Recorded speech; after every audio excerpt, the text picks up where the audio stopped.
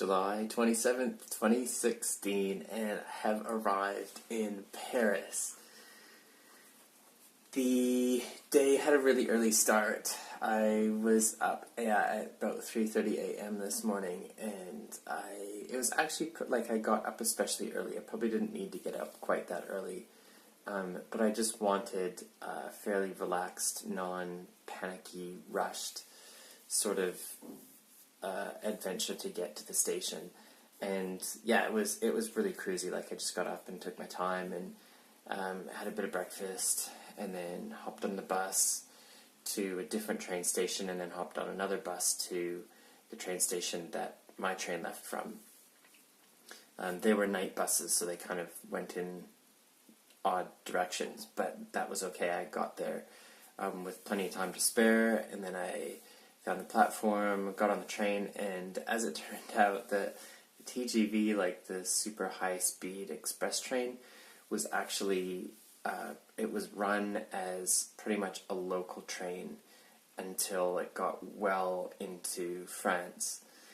So it only ran maybe about, if we broke 60, 80 kilometers an hour for the first probably 5 hours of the journey, I would be very surprised. It was alright, because for most of the trip, for that 5 hours, it was through the mountains, through the Alps.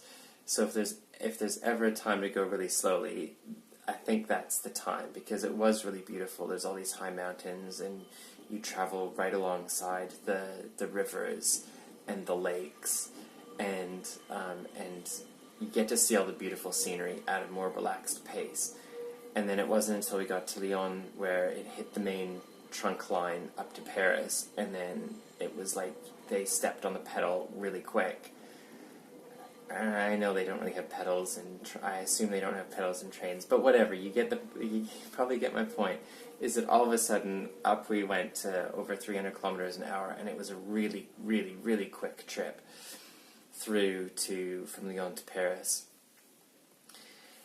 And it wasn't an overly crowded train or anything, so I had plenty of room to spread out and just listen to music and nap and stare out the window for hours on end, which was really lovely. I liked it.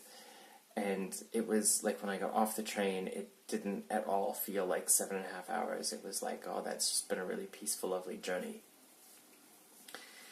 And then I got off the train, and then took the metro to where the hotel is. So Camille and I have booked into the same hotel. It's at, as I'm sure you probably just noticed, it's right next to another train station, but it's at the main, the northern train station, which is the largest that Paris has.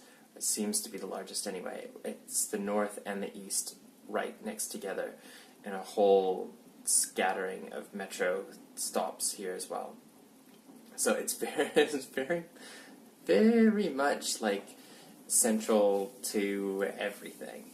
And these trains go by. You'll probably see quite a few more of them over the course of this little video blog post. But yeah, it makes for very cheap accommodation. It really does. For 30 euros a night, it's a decent room and a nice little bathroom and decent sized bed. And Camille and I, tomorrow night, once other people have checked out, we can request a room on the courtyard side instead, if we would rather have one that doesn't face out towards the train tracks. So definitely an option if tonight is too noisy, but so far it's fine, and I think it's cool. I think it's sort of being right next to an airport where, yes, it's a little bit noisier, but it's kind of cool to see all these trains and people going by. And we're on the 4th floor, so you can probably see there's a really, I don't know if it shows up out there. It's probably too, it's all lit up. It's probably not going to show up very well. No, it's not. It's right. It's right there. It's a huge, big church. I'm not too sure which church it is. I don't think it's Notre Dame. It might be, though. And it's all beautifully lit up at night. So what else? Oh, right. So I checked in the hotel, and then Camille wasn't due in until at least 5:30, and because I got in around 1:30, I had a whole bunch of food after I had checked in at the hotel, and then I walked over to the Louvre Museum and spent several hours there taking selfies with the Mona Lisa and all the things that you would otherwise do. And walked all around, what was it, Place de Concorde, or the whole big area where traffic goes around, and not the Arc de Triomphe, but anyway, it's close by the Louvre, and it's really beautiful. They have lots of is it Ferris wheels, like the London Eye. They've got a couple of those, and then there's some spinny things and fountains and people just sitting in parks and stuff. Oh, I can tell I'm really tired because my arm's actually getting sore now. Lots of walking. I've walked around for hours and hours and hours again today, but it felt okay because after that long on the train, I was definitely ready to get out there and walk around. And I guess my initial impression so far of Paris is that it's not like I feel a lot of uneasiness here, like a lot of uneasiness just walking through the streets, where I guess it's because of all the terrorist stuff that's happened around here lately.